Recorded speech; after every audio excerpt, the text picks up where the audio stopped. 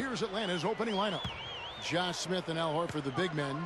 Teague out there with Devin Harris, and it's Korver in at the small forward. And for the Clippers, Ron Butler, Blake Griffin, and DeAndre Jordan, their front line. Willie Green out there with Chris Paul. Shot clock at 6. Griffin dishes to Paul. Good. Great move to get to the bucket and lay that one in. He's got the softest touch around the basket. Impressive. You know, the Clippers organization owes everything to Blake Griffin because obviously they were fortunate to win the lottery and pick him, but because of Griffin, Clippers were able to get Chris Paul. And now all of a sudden you're talking about a twosome that can attract other great players. It seems to me the Clippers have a great future, mainly because of their fortune in ending up with Griffin.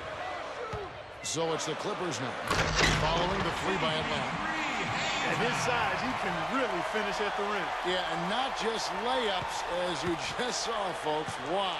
Unbelievable, isn't it? I mean, able to throw it down with ease. Out of bounds. And out of bounds as the Clippers gain possession. And when you look at the Clippers team with Chris Paul and Blake Griffin, certainly the best tandem in Clippers history. I think it is, Kevin. This is the best team in Clippers franchise history when you consider the win percentage. So I think high time for the team and their fans will continue with that duo in charge.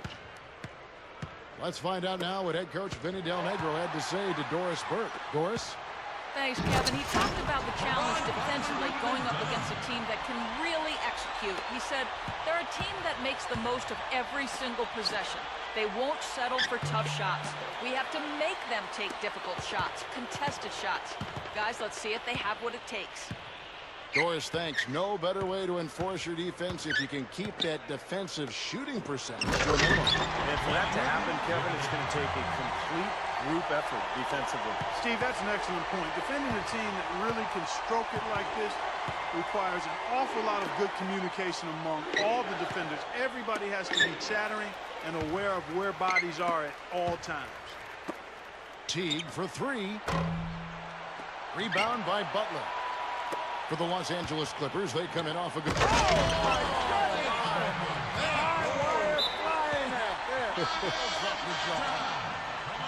He threw down that 360 like it was no problem at all.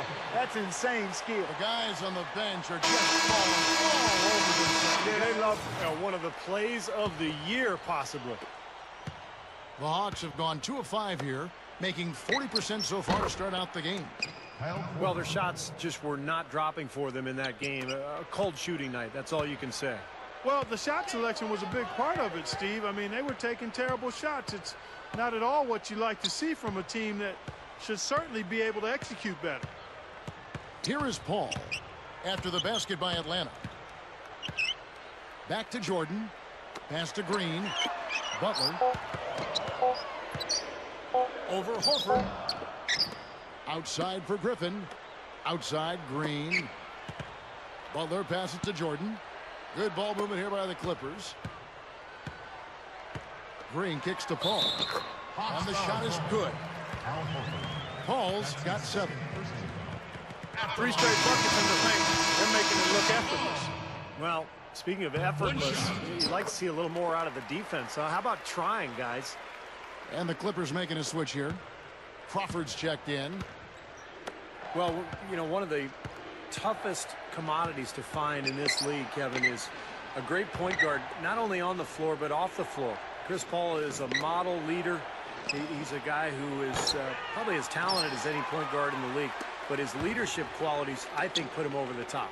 You know, it isn't just the inspiration off the court or making big-time baskets. I mean, the way he passes is infectious to his team. I mean, it's contagious, and it usually ends up permeating the whole team. Same goes for his defense. I mean, he'll come up with that big steal and can completely change the momentum with the kind of plays he can make at both ends of the floor.